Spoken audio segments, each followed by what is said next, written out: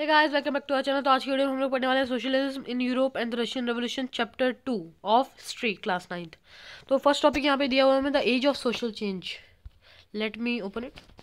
In the previous chapter, you read about the powerful ideas of freedom and equality that circulated in Europe after the French Revolution. इसमें ये बताया गया है कि पिछले chapter में हम लोगों ने जैसे फ्रेंच रेवोल्यूशन पढ़ा, उसके बाद कैसे कि आज़ादी और बराबरी मतलब इक्वलिटी और आज़ादी का जो सर्कुलेशन हुआ है, मतलब पूरी दुनिया में पूरे यूरोप में फैल चुकी है बात कि आज़ादी रहनी है, डेमोक्रेटिक बनना है, वो सब फ्रेंच रेवोल्यूशन के बाद। The French revolution open up the possibility of creating a dramatic change in the way in which society was structured. मतलब सारे फ्रेंच रेवोल्यूशन के बाद सब लोगों ने सोचा कि फ्रांस में ऐसा हो गया है तो हम लोग भी कर सकते हैं, हमारे देश में भी होगा। तो इस मतलब फ्रेंच रेवोल्यूशन फर्स्ट शुरुआत थी, उसके बाद धीरे धीरे हर जगह डेमोक्रेटिकनेस आती गई। एज यू हैव हर्ड, इसमें बताया कि जैसे हम लोगों ने पढ़ा है कि 18th सेंचुरी के पहले जो सोसाइटी थी वो 3 स्टेट्स में डिवाइडेड थी फ्रांस में। पहले में तो आ जाते थे aristocracy and church which control economic and social power. मतलब जो राजाओं का जो मतलब वो थे ना, जो राजा के रिलेटिव्स थे और जो चर्च के जो मेंबर्स थे वो सब टॉप वाले में आते थे, फर्स्ट सेकंड में। और जो थर्ड लेवल पे थे, जो नॉर्मल पीपल थे, उनको मतलब नॉर्मल इकोनॉमिक और सोशल पावर उनको नहीं थी, मतलब वो वोट भी नहीं कर सकते थे, उन्हें बस अपना टैक्स देते रहना था। Suddenly after the revolution it seemed possible to change this. और रिवोल्यूशन के बाद ये सब चेंज होने लगा धीरे धीरे। In many parts of the world including Europe and Asia, new ideas about individual rights and who control social power begin to be discussed. और यूरोप और एशिया में बहुत सारे नए आइडियाज़ आए कि एक इंडिविजुअल के राइट्स के बारे में, कि जिसको कंट्रोल किया जाना, जो सोशल पावर जो है, मतलब एक इंडिविजुअल अपना हक है उसका अपनी गवर्नमेंट में, अपने देश के अंदर। तो उसके बारे में जो बातें होने लगी वो यूरोप और एशिया में स्टार्ट हो गई थी। In India, Raja Ram Mohan Roy and Derozio talked of the significance of the French revolution and many other debated the ideas of post revolutionary Europe. तो राजा राम मोहन रॉय थे और डिरोजिया जो थे, उन्होंने बात की इसके मुद्दे पर और ये सब हुआ, बातचीत हुई, डिबेट्स हुई। The developments in the colonies in turn reshaped the ideas of societal change. मतलब सोसाइटल चेंज आने लगा, सोसाइटी धीरे धीरे चेंज होने लगी थी फ्रेंच रेवोल्यूशन के बाद। Not everyone in Europe, however, wanted a complete transformation of society. Responses varied from the who accepted that one has changed was necessary but wished a gradual shift to those who wanted a restructure society radically. मतलब जो Europe था ना, उसमें सब लोग ये नहीं चाहते थे कि ट्रांसफॉर्मेशन हो सोसाइटी के अंदर। कुछ चाहते थे कि जल्दी से हो जाए, कुछ और चाहते थे कि धीरे धीरे हो, सब चीज़ हो, अच्छे से चेंज आ जाए, लेकिन धीरे धीरे आए। अब लेकिन होता क्या, देखिए, अब एक राजा की फैमिली है, वो लोग ये थोड़ी ना सोचेंगे कि मतलब कि डेमोक्रेटिक कंट्री बन जाए, राजा वाजा सब हट जाए। वो थोड़ी ना ये चाहेंगे कि एक आदमी राजा है तो वो थोड़ी ना चाहेगा कि राजा वाजा सब हट जाएगा। तो इसलिए कुछ लोग चाहते नहीं थे कि ये चेंज आ जाए, कुछ चाहते थे चेंज आए लेकिन धीरे धीरे आए, कुछ चाहते थे चेंज आए और जल्द ही आए, फटाफट सब चीज़ें चेंज हो जाए। Some were conservatives, other were liberals and radicals. कुछ लोग जो थे उनको कंजर्वेटिव का नाम दिया और कुछ को लिबरल्स और रेडिकल्स का। What did this terms really mean in the context of time. मतलब ये चीज़ें असली में मतलब क्या था इनका उस टाइम पे। What separated the strength of politics and what linked them together. और किसने उनको स्ट्रेंथ किया और पॉलिटिक्स में उनको क्या था जो कि उन सबको लिंक किया। We must remember that these terms do not mean the same thing in all the contexts or at all time. मतलब इनका मतलब हर टाइम पे सेम नहीं हो सकता, ये उस टाइम के हिसाब से उन्हें ये नाम दिया गया है। We will look briefly at some of the points, important political traditions of the 19th century and see how they influence change. Then we will focus on one historical event in which there was an attempt at radical transformation of society through the revolution in Russia. Socialism because became one of the most significant and powerful ideas of the shape society in 20th century. मतलब इसमें ये बताया गया कि जैसे हमारा ये जो चैप्टर है, चैप्टर का नाम है socialism in Europe and the Russian revolution. अभी चैप्टर के 2 पार्ट है, पहला पार्ट सोशलिज्म इन यूरोप है और दूसरा पार्ट है रशियन रेवोल्यूशन के बारे में। तो ये दोनों ही पार्ट्स को इस चैप्टर में हम लोग पढ़ने वाले हैं। तो चलिए, ये the age of social change तो हम लोगों ने यहाँ तक कंप्लीट कर लिया था। फिर लिबरल्स, रेडिकल्स और कंजर्वेटिव जिनकी हमने लोगों ने बात की थी, उनके बारे में कुछ बताया गया। One of the groups which look to change society were the liberals. जो लोग चेंज देखना चाहते थे सोसाइटी के अंदर वो लिबरल्स थे। Liberals wanted a nation with tolerated और रिलीजन्स। मतलब वो हर रिलीजन को मतलब वो ऐसे था कि अगर वो एक रिलीजन में है तो ये नहीं बोलते थे कि पहले के ज़माने में होता क्या था, वो अपने रिलीजन को लोग बहुत मानते थे, मतलब ये रिलीजन है तो है, इसी में हम लोग हैं, उसके सारे रूल्स मानेंगे। उन्होंने बोला कि सारे रिलीजन जो है वो अलग अलग हैं, लेकिन सबको ही टॉलरेट किया उन्होंने, ऐसा नहीं कि अपना रिलीजन बचा लिया और सबको बोल दिया कि ये सब काम के नहीं है, मतलब ये सब ऐसे ही बात है। Liberals wanted a nation with tolerated all religions. We should remember that at this time, European states usually discriminated in favor of one religion. जो कि मैं आप लोगों को बता रहा था, एक यूरोपियन जो स्टेट्स थे वो सब एक ही रिलीजन के फेवर में थे। Britain favoured the church of England, Austria and Spain favoured the Catholic church. तो इन सब के ये फेवर थे। Liberals also oppose the uncontrolled power of dynastic rulers. तो लिबरल्स से उन्होंने इसको भी अनकंट्रोल जो पावर होती है डायनेस्टिक रूलर्स की, मतलब राजा का बेटा राजा बनेगा, इसे भी अपोज किया था। They wanted to safeguard the rights of individual against government. तो वो ये नहीं था, ये चाह रहे थे कि वो चाहते थे कि जो एक इंडिविजुअल है उसके राइट्स जो है वो अच्छे से गवर्नमेंट के सामने रहे।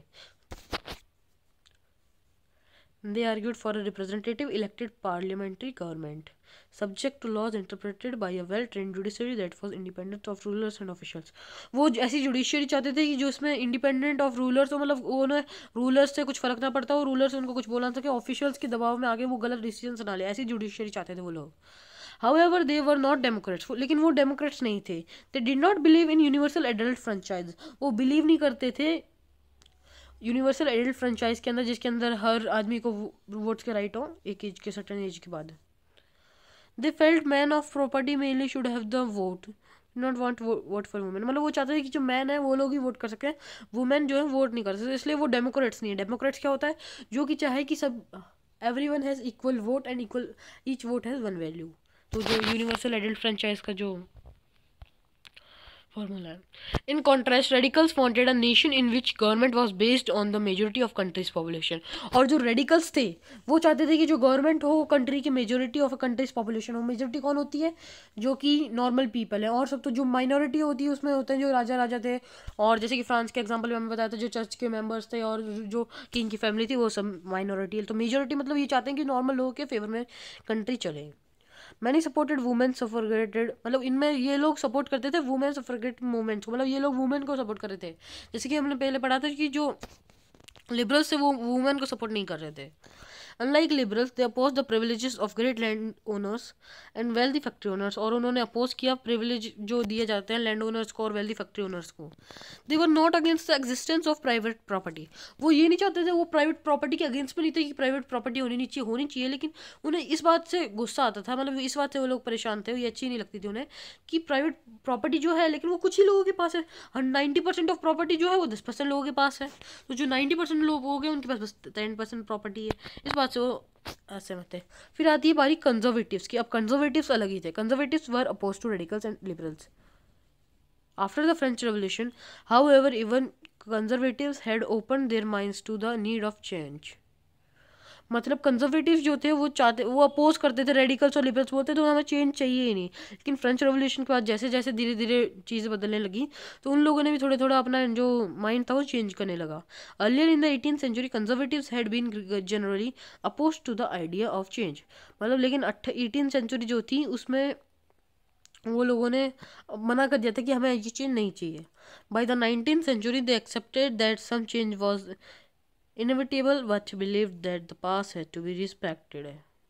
मतलब 19th century आते आते उन्होंने एक्सेप्ट कर लिए थे कुछ चेंजेस को, लेकिन वो ये चाहते थे कि जो पास्ट है उसे भूला ना जाए। Expected and change had to be brought about to a slow process. मतलब वो चाहते थे कि जो पास्ट है वो राजा, वहाँ के जो राजा थे उनकी जो फैमिली थी उन्हें भूला ना जाए, बस ये चाहते थे वो। और चाहते कि जो चेंज आ रहा है वो धीरे धीरे आए, थोड़ा स्लो प्रोसेस में आए। Such differing ideas about societal change clashed during the social and political turmoil that followed the French Revolution. The various attempts at revolution and national transformation in the 19th century helped define both the limits and potential of these political tendencies. मतलब धीरे धीरे change आने लगे थे, social और political turmoil जो follow किया गया था। जैसे फ्रांस रेवोल्यूशन के बाद धीरे धीरे चेंज आने लगा। पहले सब लोगों की बातें सही थी, जैसे ही फ्रांस में जो रेवोल्यूशन हुआ उसके बाद धीरे धीरे पूरा यूरोप, पूरा एशिया, मतलब पूरी दुनिया में थोड़े थोड़े बदलाव आने लग गए थे। और बहुत सारे रेवोल्यूशंस हुए नेशनल ट्रांसफॉर्मेशन के लिए 19th century में, और उन्होंने मदद की कि जो लिमिट्स होती हैं और पोटेंशियल होता है पॉलिटिकल टेंडेंसीज का उसके लिए। फिर हमारे पास topic industrial society and social change. This political trends for signs of a new time. अब ये जो पॉलिटिकल ट्रेंड्स थे वो साइन दे रहे थे कि एक नया टाइम आने वाला है। It was a time of profound social and economic changes. It was a time when new cities came up and new industrial region developed, railways expanded and the industrial revolution occurred. और ये time था जब social और economic changes आने वाले थे पूरे countries के अंदर, पूरे यूरोप के अंदर। और जो सिटीज़ थी वो डेवलप होने लगी, न्यू सिटीज़ कम अप आने लगी, नए इंडस्ट्रियलाइज रीजन्स डेवलप होने लगे। मतलब पहले जो लोग थे ना, मतलब पूरे पहले जो मतलब इकोनॉमी थी पूरे कंट्रीज, पूरे यूरोप की, वो सब मतलब पहले सब लोग एग्रीकल्चर में काम करते थे, सब लोग एग्रीकल्चर का पार्ट थे। अब धीरे धीरे इंडस्ट्रीज आने लगी तो थोड़ा हिस्सा वहाँ पे शिफ्ट होने लग गया। Industrialization brought man women and children to factories. Industrialization जो था उन्होंने आदमियों को, जो लेडी होती थी उन सबको, वुमेन को और चिल्ड्रन जो थे उन सबको फैक्ट्रीज में काम करने के लिए ला दिया। Work hours were often long and wages were poor. बहुत ज़्यादा काम करना पड़ता था और जो वेजेस मिलते थे उनको बहुत कम थे। Unemployment was common particularly during times of low demand for industrial goods. Unemployment जो थी वो बहुत ज़्यादा थी और जो वो रीजन टाइम था जबकि डिमांड जो थी इंडस्ट्रियल गुड्स की, इंडस्ट्री में जो सामान बनता है उसकी, तो बहुत कम थी उस टाइम पे। तो अनएम्प्लॉयमेंट कुछ ज़्यादा ही हो गई थी। Housing and sanitation were problem since towns were growing rapidly. और जो हाउसिंग और सैनिटेशन की जो प्रॉब्लम थी वो तब से ही थी जब टाउन्स ग्रो हो रहे थे रैपिडली, मतलब बहुत तेज़ी से जो टाउन्स थे वो बढ़ रहे थे। Liberals and radicals search for solution to these issues. और जो लिबरल्स और रेडिकल्स थे वो इन इश्यूज़ के सॉल्यूशन ढूंढ रहे थे। अब यहाँ पे दिया गया सफ्रेगेट मूवमेंट जो हमने पढ़ा था उसके बारे में। A movement to give women the right to vote. ये जो है एग्जाम में आ सकता है एज अ 1 मार्क क्वेश्चन कि सफ्रेगेट मूवमेंट जो था वो क्या था। वो एक ऐसा मूवमेंट था जिसमें वुमेन्स के जो वोटिंग राइट्स है उसके बारे में बात की जाती थी। अब यहाँ पे इमेज दी हुई है, किस चीज़ की इमेज एक बार पढ़ लेते हैं। The London poor in the mid 19th century as seen by centenary. तो ये लंदन की तस्वीर है, जो गरीब लोग थे लंदन में वो इस तरीके से हो रहा था जब न्यू सिटीज़ और इंडस्ट्रीज डेवलप होने लगी थी। फिर यहाँ से हमारा टॉपिक है और यहाँ तक। फिर अगला टॉपिक है हमारे पास the coming of socialism to Europe. तो हम लोगों को ये पढ़ना है, उसके बाद जो बाकी का पार्ट होगा वो हम अगली वीडियो में देखेंगे। Almost all industries were the property of individual. लगभग जितनी भी सारी इंडस्ट्री थी वो इंडिविजुअल्स की थी, मतलब वो आदमियों ने खरीद रखी थी उन इंडस्ट्रीज को। Liberals and radicals themselves were often property owners and employers. जो लिबरल्स और रेडिकल्स थे वो भी खुद प्रॉपर्टीज के मालिक थे और एम्प्लॉयर्स भी थे। Having made their wealth through trade or industrial ventures, they felt that such efforts should be encouraged। और जो उनकी इंडस्ट्रीज थी उनके मालिक भी थे कुछ और कुछ एम्प्लॉयज भी थे और वो सोचते थे कि उन्हें एनकरेज करना चाहिए काम करने के लिए। That it's benefit would be achieved in if the work force in the economy was healthy and citizens were educated. और जैसे डेवलप एक देश कैसे होगा जब वहाँ पे उस देश में पैसा हो, ये ज़रूरी नहीं लेकिन पैसा होना भी ज़रूरी है। बिना पैसे के देश डेवलप नहीं माना जाएगा, लेकिन बस पैसा ही होगा और सब कुछ हेल्दी नहीं होंगे, पर्सन एजुकेटेड नहीं होंगे तो भी वो देश डेवलप नहीं होगा। तो पैसा भी ज़रूरी है, हेल्थ भी ज़रूरी है और एजुकेशन भी ज़रूरी है। Opposed to the privileges the old aristocracy had by the birth, they firmly believed in the value of individual effort, labor and enterprise। लोग वो बिलीव करते थे इंडिविजुअल की जो वैल्यू होती है उसके एफर्ट्स होते हैं उसके अंदर, labour and enterprise. If the freedom of individuals were ensured. और जो इंडिविजुअल था हर एक आदमी उसकी फ्रीडम जो थी उसे एंश्योर किया जाना था। The poor could labour and those with capital could operate without restaurant. They believed that societies would develop. Many working men and women who wanted change in the world railed around liberals and radical groups and parties in the early 19th century में बहुत सारे लोग जो और women जो थी वो चाहते थे कि जो लिबरल्स और रेडिकल्स के आसपास वो लोग घूमते थे और 19th सेंचुरी तक वो लोग चाहते थे कि जो सारी एक पर्टिकुलर आदमी के जो राइट्स हैं उन्हें दिया जाए उन्हें। Thank you very much. जो इतना वाला टॉपिक है यहाँ से लेकर के आगे तक जितना भी होगा वो हम लोग पार्ट 2 में पढ़ेंगे। Thank you very much.